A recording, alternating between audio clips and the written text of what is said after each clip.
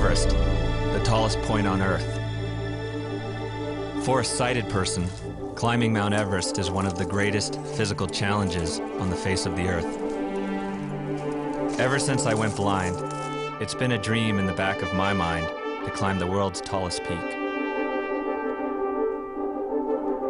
Preparing for this climb, there was a lot of people telling us, you're crazy, it can't happen. We had one guy that actually went ahead and had his camera ready. He was following us because he wanted to take a picture of us bringing Eric's dead body off the mountain. There are always going to be people who think you're crazy, and then there are also going to be those who do share your vision. The truth of the matter is Everest was a very, very difficult climb. It was dangerous. We had the Khumbu Icefall to go through, which there's been more people killed in the Khumbu Icefall than any part of the mountain. We had altitude, which is a deadly killer. We had avalanche danger. Anybody, even an experienced climber, could die of cerebral or pulmonary edema on Mount Everest. I knew that only 10% of the people who try Everest make it to the top. And for every 6 people who summit, I've heard 1 dies. The first time I met Eric was at a trade show in Salt Lake City. He asked me, he said, have you ever thought of climbing Everest? He said he never climbed Everest, but he wanted to. We climbed kind of around the back of the mountain onto the ridge. God, that feels steep. And all the way to the top. As a blind person, I knew I could never get to the summit of Everest alone. And what would get me to the top wasn't necessarily technology. What would get me to the summit were the people that I surrounded myself with. A leader is someone, in my opinion, that has vision, that takes action on it, but underlying all of that is their character. Most teams are torn apart by egos. There were some people I wanted to bring on the expedition that I decided not to bring on the expedition because I knew they could not be good team members. PV wanted people who knew the Himalayas well, who knew Everest well. But equally important, I feel, was getting a series of climbers that Eric has climbed with in the past that may or may not be great Himalayan people, but Eric trusted. If you can unify people with one vision, it becomes that rallying point, and it becomes a team that's unstoppable.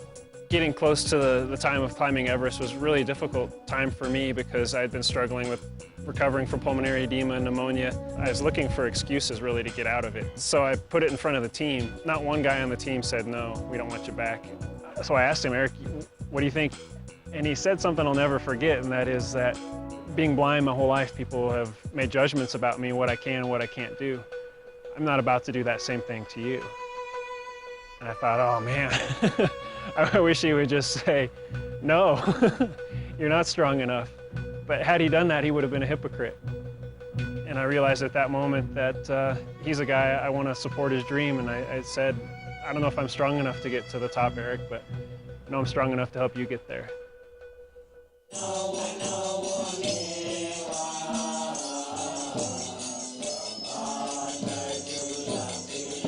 Huge. He just towers above everything else. Like the biggest plumes I've ever seen in my life. Eric. Coming off of Mount Everest? The balcony in the south right summit. there. They're probably That's not that high. It's a long ways off, though. It's 25 miles. Just kidding. We knew that unless Eric could climb through the Khumbu Icefall effectively, quickly, and safely, that he stood no chance of climbing Mount Everest. My first trip to the Icefall was the hardest day of my life in the mountains. Every step could kill me.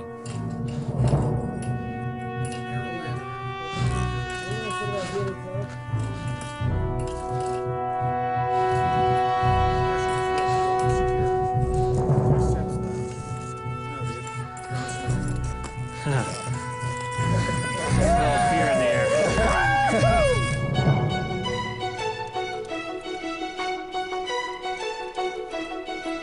Well, 13 hours through the Icefall is terrible. He was thoroughly exhausted, as tired as I've ever seen a climber in his life. He collapsed inside the tent when I walked out, and the rest of the team was outside. I told him, this can't happen. Unless we can change this, unless we can get Eric through this thing faster, we might as well turn around and go home. Unbeknownst to me, Eric was listening to me. He wasn't asleep. And he told me later on, he says it was one of the most down periods of time in his life. After that, I forced myself to sit in front of my tent and envision myself and my team on the top, to actually bleed myself forward. I've been guiding Eric for 12 years, 13 years now, and so we've gone through a whole list of different systems that, work, some don't. The systems that we use are related to what terrain we're traveling on. I needed to figure out a way to find a pattern through that ice fall, to find some systems that work for me.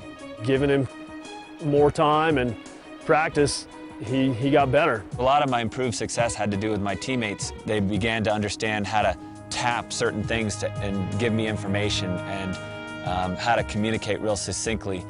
Unclip that ATC. Nope, not that way, Bubba. There you go. Before you knew it, we were speeding through there. We were passing people, which was cool. Sighted people, other teams. On Summit Day, he actually made it from base camp, past Camp 1, all the way to Camp 2 in less than 5 hours, which even for a sighted climber is an incredible feat. We set up a nightly tent meeting because it was a very effective way to get a lot of communication across. It'll be a heavy pack. So, hey, guys, you can't bring your toothbrushes, you can't bring all that fancy stuff. There's no room for it, there's no weight for it. I'm bringing my toothbrush. Crazy, can I borrow your toothbrush? The tent meetings seemed incredibly important. The ability to have an open forum to communicate, to talk about things, it gets you thinking. So if I do have to turn back, I'm just curious. I mean, what's the plan? I'll feel totally bad because I'll ruin probably someone or one or two person summit day. This whole thing's about you. This whole thing's about you, man. Hopefully everybody realizes that we've got a prerogative here, and that's to get Eric to the top. Well, if Eric can't make it to the top, I'm definitely gonna go, no matter what.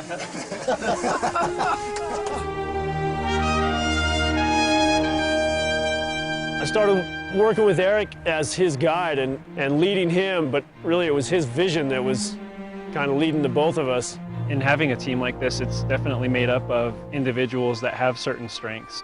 Really the cohesive element for this team was definitely that we all had a common goal. The strength of the team as a whole compensated for a lot of personal weaknesses on people's parts. And so the fact that we had so many people together and they were all with common purpose, and they all worked together and they got along well, I think it really made for an incredible expedition.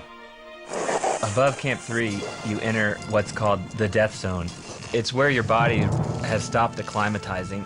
You're not really able to assimilate nutrition. You're like a ticking clock. I mean, you're starting to die up here. You got to get to the summit now as quickly as you can. When I got up to Camp 4, our tent was destroyed. There was no camp set up. There was nothing there. So we realized that we were going to have to stay there for sure that night and maybe sacrifice our summit bid. I'm nervous. What are you nervous about? No reason. No reason.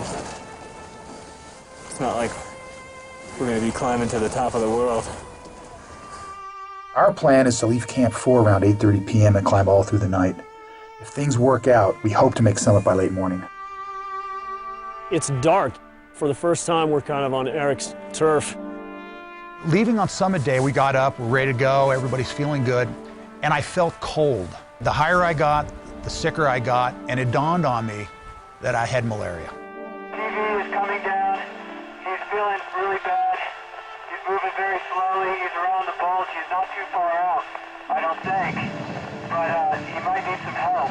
The goal of the expedition was not to have me summit. It was absolutely the most difficult decision I've ever made in my life. I had spent 2 years of my life working on this expedition, planning on this expedition, dreaming about standing with Eric at the summit. I think him putting so much of himself into this expedition is probably what cost him the summit in the end, but that's, you know, he's a great leader, and any leader knows when to step back. It was at the balcony halfway to the summit when this storm came in really fast from the south. We're still waiting for the weather, but weather is very bad. All my planning, the one thing I forgot was to appoint an assistant team leader. We were leaderless. Some of us wanted to go forward, some of us wanted to turn back. We're in a crisis. We definitely had a low point. You can't help but get bummed out because you feel like everything you've been working for might not come to pass. It's really amazing that when you really need it, leadership seems to spring from the most unexpected places. Because Kevin, our base camp manager, you know, his job was to set up tents and organize gear and to do less glamorous things like clean the bathroom tents. He had taken it upon himself to understand these very complex weather patterns and charts and graphs that he was seeing over the internet. Mike, I know you guys are in a storm right now. It's snowing, it's very windy, but from down here it is clearing up. There's stars all around us, even Kami reports from Camp 2 that it's clearing up. Just push forward, you guys are going to do great. You'll have good weather within the hour, over. It certainly helps to hear them say, hey, it's getting better, hang in there. We're up on the balcony. Snowing sideways right now, but I see a star. It looks like it's clearing. As we're moving up about 28,000 feet, Brad yells down, the ropes are buried. And the only way to get them out is to dig it out and then you pull it. It sounds like an easy thing, but when it's crusted over and you're only breathing a third as much oxygen, it's a pretty tough job. Those guys probably really didn't need those fixed lines. They probably could have walked right past them and kept going, but they knew the rest of us needed them. And they knew Eric needed them. I remember processing that, sitting at that one spot and thinking very clearly, if I do this, I'm not going to be able to go to the top. I remember that last tug of the rope, pulling it, and poof, I saw it shoot up to the south summit, and I remember just being flooded with joy. I was so deflated because I knew that he had just sacrificed his own attempt for me. He's like, I got to go, though, right? I said, I want you to. That's why I did this. But I didn't want it to be for nothing, so I gave him a hug. I watched him hop off the back of the south summit, and I thought to myself, there is no way I'm going to let that blind guy go stand on top of the world and have to hear about it the rest of my life. So I hopped right down behind him. There's a 12,000-foot drop on this side, a 9,000-foot drop on the other side. At that point, I don't think it really matters which side you fall off of. Sometimes you have to rise to the occasion right now. You got to be good and execute right now, every step of the way.